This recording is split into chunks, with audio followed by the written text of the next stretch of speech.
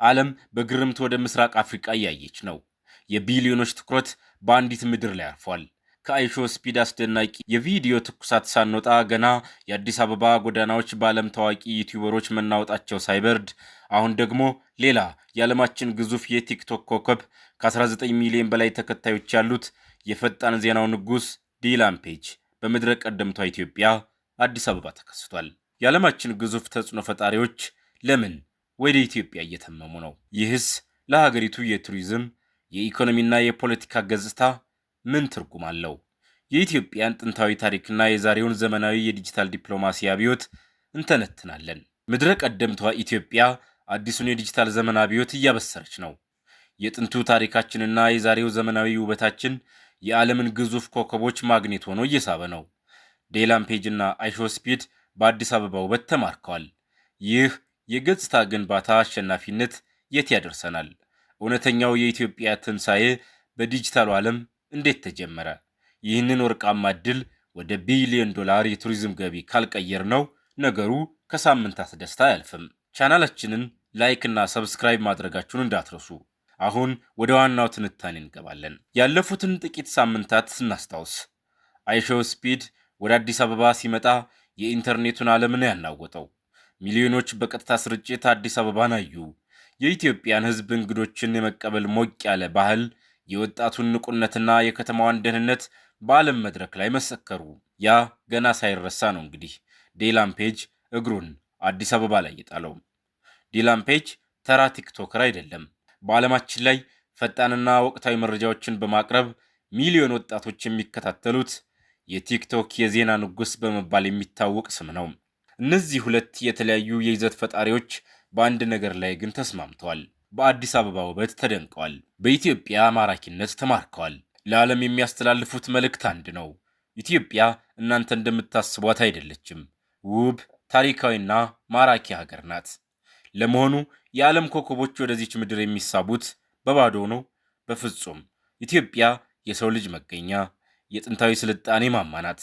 የላሊበላ ድንቅ ጥበብ፣ የአክሱም የህንፃ ምህንድስና እና የፋሲል ግንብ ታሪክ ሁልጊዜም የዓለምን ተጓዦች ሲማርኩ ኖረዋል። ከታሪክም በላይ ኢትዮጵያ የጥቁር ህዝቦች የነጻነት ተምሳሌት ናት። በአድዋ ጦርነት የአውሮፓን ወራሪ ኃይል ድል አድርጋ ነጻነቷን ያስከበረች የአፍሪቃ የነጻነት ፋና ወጊ ሀገር ናት። ይህ ታሪካዊ ግርማ ሞገሷ ነው ዛሬም ድረስ የዓለምን ታላላቅ ሰዎችን ትኩረት የሚስበው። ዲላን ፔጅም ሆነ አይሾ ስፒድ የመጡት ወደ ተራ ሀገር ሳይሆን ታሪክ፣ ነጻነትና ባህል ወደ ከበባት ምድረ ቀደምት ነው። ነገር ግን ታሪክ ብቻውን በቂ አይደለም። እነዚህ የይዘት ፈጣሪዎች የመጡባት የዛሬዋ አዲስ አበባ ከጥቂት ዓመታት በፊት ከነበረችው ፈጽሞ የተለየች ናት። በታላቁ የኮሪደር ልማት ፕሮጀክት አማካኝነት ከተማዋ ዓለም አቀፍ ደረጃዋን የጠበቀች ለዓይን የምትማርክ እየሆነች ትገኛለች።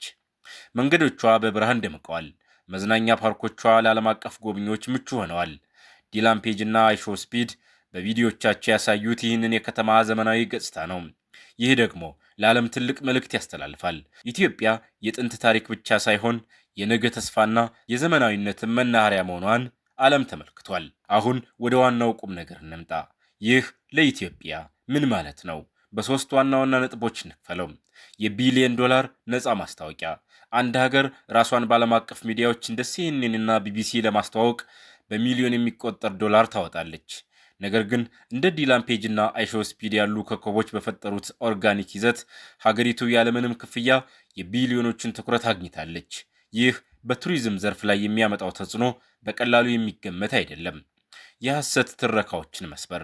ለብዙ አስርት ዓመታት የምዕራባውያን ሚዲያዎች ስለ ኢትዮጵያ ሲያሳዩ የነበረው ምስል በረሃብ በጦርነትና በችግር የተሞላውን ብቻ ነበረ። የዛሬው የዲጂታል ዘመን ግን ያንን የሐሰት ትረካ ሰብሮታል።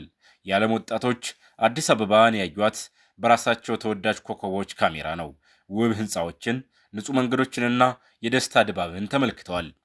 የዲጂታል ዲፕሎማሲ ስኬት። ኢትዮጵያ አሁን ላይ በዲጂታል ትራንስፎርሜሽን እና በዲጂታል ሉዓላዊነት ላይ በስፋት እየሰራች ነው።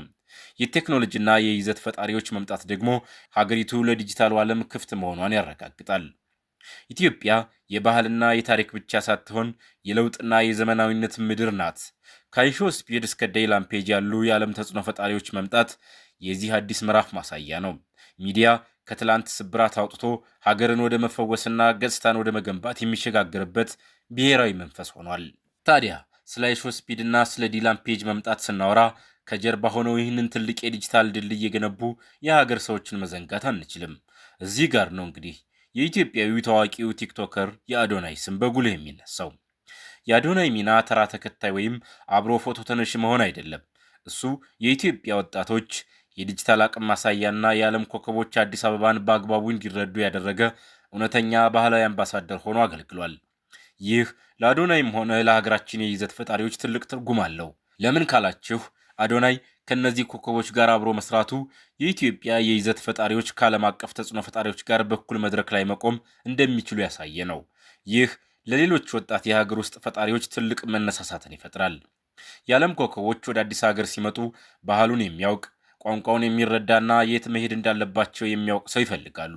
አዶናይ በአዲስ አበባ ጎዳናዎች ላይ የነበረውን ድባብ በማስተናገድና የኢትዮጵያን መልካም ገጽታ፣ እንግዶችን የማክበር ባህልና የከተማዋን ውበት ለዓለም እንግዶች በተግባር በማሳየት ትልቅ ሚና ተጫውቷል። አዶናይ ከእነዚህ ኮከቦች ጋር የሰራቸው ቪዲዮዎች በዓለም አቀፍ ደረጃ በሚሊዮን የሚቆጠሩ እይታዎችን አግኝተዋል። ይህ ማለት የኢትዮጵያ ስም በዓለም ቲክቶክ እና ዩቲዩብ አልጎሪዝም ላይ ከፍ ብሎ እንዲቀመጥና የዓለም ወጣቶች ስለ ሀገራችን ይበልጥ እንዲፈልጉ ወይም ሰርች እንዲያደርጉ በር ከፍቷል። የዲላን ፔጅ እና የአይሾስፒድ መምጣት ብቻ ሳይሆን እንደ አዶናይ ያሉ የሀገር ውስጥ ወጣቶች ይህንን እድል ተጠቅመው ሀገራቸውን ማስተዋወቃቸው ኢትዮጵያ በዲጂታሉ ዓለም ያላትን አዲስ ተጽዕኖ ያሳያል። እውነተኛው ገጽታ ግንባታ የሚጀምረው ከራሳችን ፈጣሪዎች ነው። ጥያቄው አሁን የዓለም ኮከቦች መጥተው ካስተዋወቁን በኋላ ምን ይመጣል የሚለው ነው። መልሱ ግልጽ ነው። ከማየት ወደ መምጣት። በሚሊዮን የሚቆጠሩ የዓለም ወጣቶች አዲስ አበባን በስልካቸው አይተዋታል። አሁን ቀጥሎ የሚመጣው ማዕበል እነዚህ ሰዎች ሀገሪቱን በአካል ለመጎብኘት ባህሏን ለመቅመስና ኢንቨስት ለማድረግ የሚወስኑበት ምዕራፍ ነው። ነገር ግን ዓለምኛን ማወቋ ብቻውን በቂ አይደለም። ታዋቂነትን ወደ ሀብት ለመቀየር የቤት ስራችንን በአግባቡ መስራት አለብን። ካልሆነ ግን ትኩሳቱ ሲቀዘቅዝ እድሉ ያመልጠናል። በመጀመሪያ ደረጃ በዲጂታል ሚዲያ የመጣን ቱሪስት ማስተናገድ የሚቻለው በዲጂታል አሰራር ብቻ ነው። አንድ የውጭ አገር ጎብኚ አዲስ አበባ ከመጣ በኋላ ሆቴል ለመያዝ የታክሲ አገልግሎት ለማግኘት ወይም ወደ ላሊበላና አድዋ ሙዚየም መግቢያ ትኬት ለመቁረጥ ስልኩን ብቻ ተጠቅሞ መክፈል መቻል አለበት። የሀገር ውስጥ የክፍያ ስርዓቶቻችንና የቱሪዝም መተግበሪያዎቻችን ዓለም አቀፍ ካርዶችን በስፋት ማስተናገድ መቻል አለባቸው። እንደ ዲላን ፔጅ እና አይሾስፒድ ያሉ ሰዎችን መምጣት ተገንዝበን ሀገሪቱ ለዓለም አቀፍ የይዘት ፈጣሪዎች ልዩ የቪዛ አሰጣጥና የደህንነት ከለላ ማመቻቸት አለባት።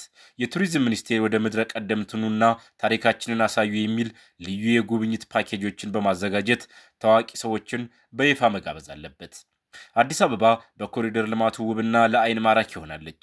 አሁን ቀጥሎ የሚመጣው ስራ ይህንን ዘመናዊ አሰራር ንጹህና ደህንነቱን የጠበቀ አድርጎ ወደ ዋና ዋና የቱሪስት መዳረሻዎቻችን ማውረድ ነው።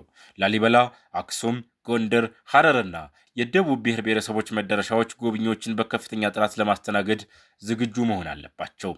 እንደ አዶናይ ያሉ ወጣቶች የጀመሩትን ስራ ተቋማዊ ማድረግ ያስፈልጋል። የሀገር ውስጥ ጎብኚዎች፣ የሆቴል ባለሙያዎችና ወጣት ቲክቶከሮች ዓለም አቀፍ እንግዶችን እንዴት ማስተናገድ እንዳለባቸው፣ ባህላዊ እሴቶቻችንን ሳይበርዙ እንዴት በዘመናዊ መንገድ ማቅረብ እንደሚችሉ ስልጠናና ድጋፍ ሊሰጣቸው ይገባል። ቱሪዝምና ኢንቨስትመንት ሰላምን ይፈልጋሉ። እነዚህ ታዋቂ ሰዎች አዲስ አበባ ሰላማዊ መሆኗን በተግባር አሳይተዋል። እኛም በዲጂታል ዲፕሎማሲያችን ሀገሪቱ አስተማማኝና እንግዶችን ለመቀበል ሁልጊዜም ዝግጁ መሆኗን የሚገልጸውን እውነተኛ ትረካ አጥብቀን መያዝ አለብን። ይህ በመላ ሀገሪቱ ይሰራል። በአንዳንድ አካባቢ የሚታዩ ችግሮችን በመቅረፍ መላ ሀገሪቱንም ወደ ሰላም መመለስ ከመንግስት ይጠበቃል። በታሪክ ተጠቃሽ የሆነው የኢትዮጵያ የገጽታ ግንባታ በር በዲጂታሉ ዓለም በሰፊው ተከፍቷል። አሁን ኳሷ በእኛ ሜዳ ላይ ናት። መንግስት፣ የግሉ ዘርፍና የይዘት ፈጣሪዎች እጅና እጅ ተያይዘው ይህንን ታዋቂነት ወደ ስራ ዕድል፣ ወደ ቱሪዝም ገቢና ወደ ሀገራዊ ብልጽግና መቀየር አለባቸው። እናንተስ ኢትዮጵያ ቀጥሎ ምን መስራት አለባት ትላላችሁ? የትኛው ዘርፍ ላይ ትኩረት ብናደርግ በፍጥነት እንለወጣለን? ሐሳባችሁን በኮሜንት አጋሩኝ። ለቻናላችን አዲስ ከሆናችሁ ደግሞ ሰብስክራይብ፣ ላይክ እና ሸር ማድረጋችሁን አትርሱ።